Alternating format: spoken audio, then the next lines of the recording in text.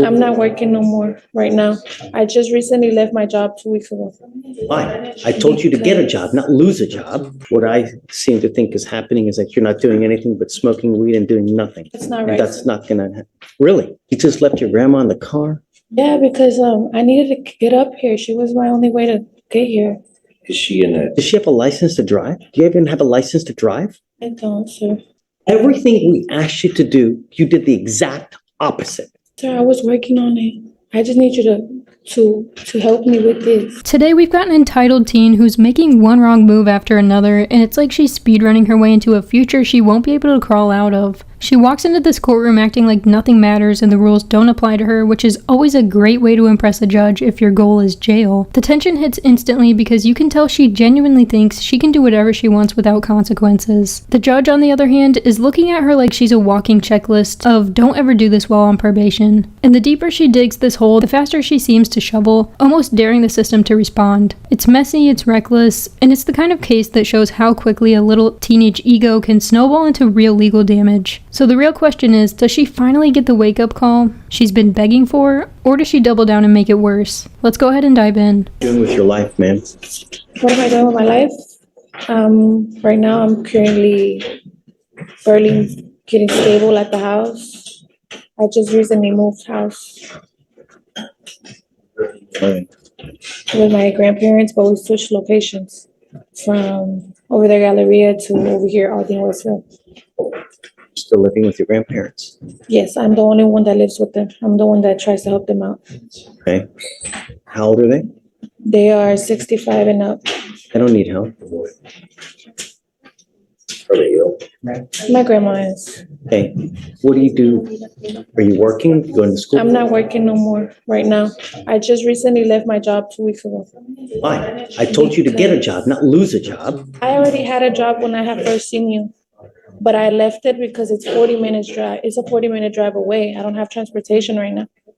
So what have you been doing between now and then, in the last 2 weeks? Well, I've been looking for a different job nearby, and I got an interview coming up on the 8th for Academy. I'm sending you for a drug and alcohol test now. What are you going to test positive for?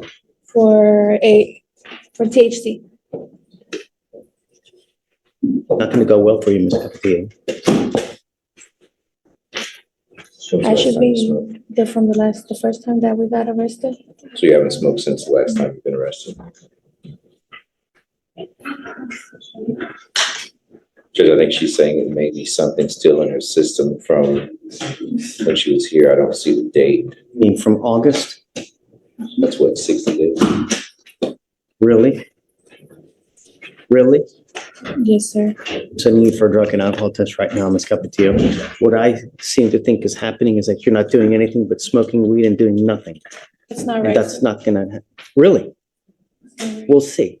I'm sending you for a drug test now. You must come right back and we'll see what happens. Understood. Thank you, Judge.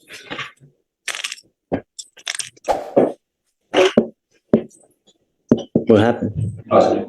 For what? THC, no alcohol. Because we don't know the levels, but that's it. How old is she? How old are you? I'm 19. That's it.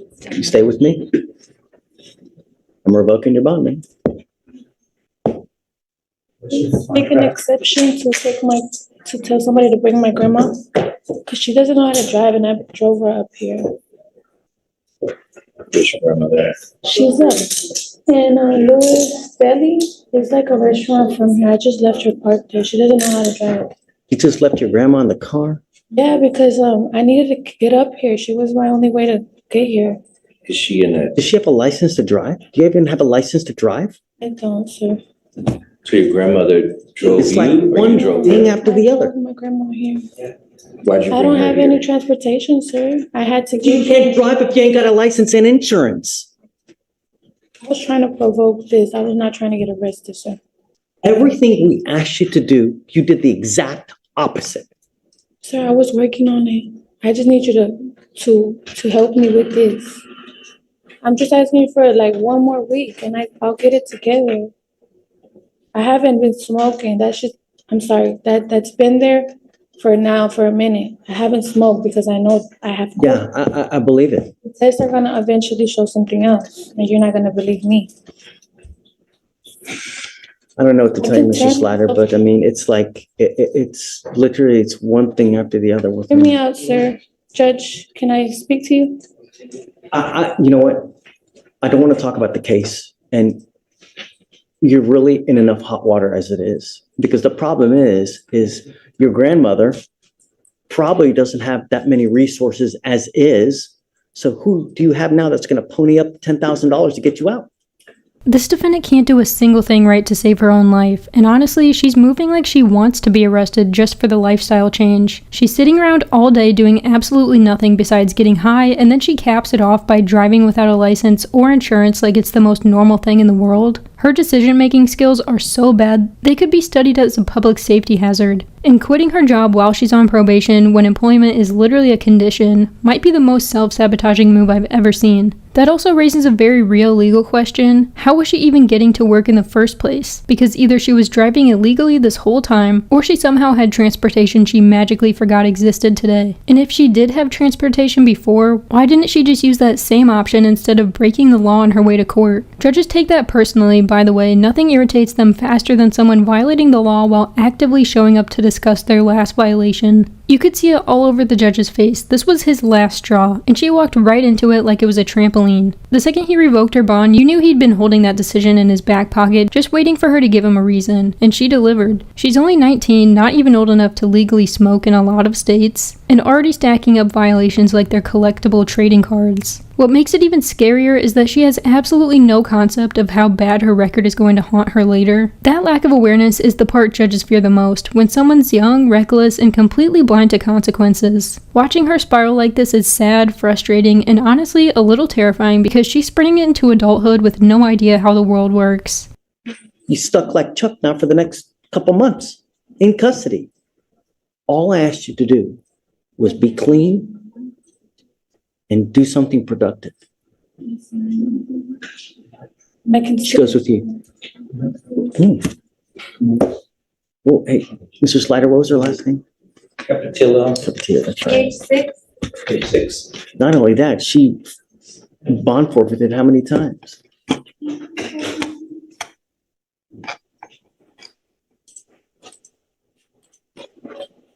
I don't know what to do. I really don't. Try to figure out what our grandmother has to do with.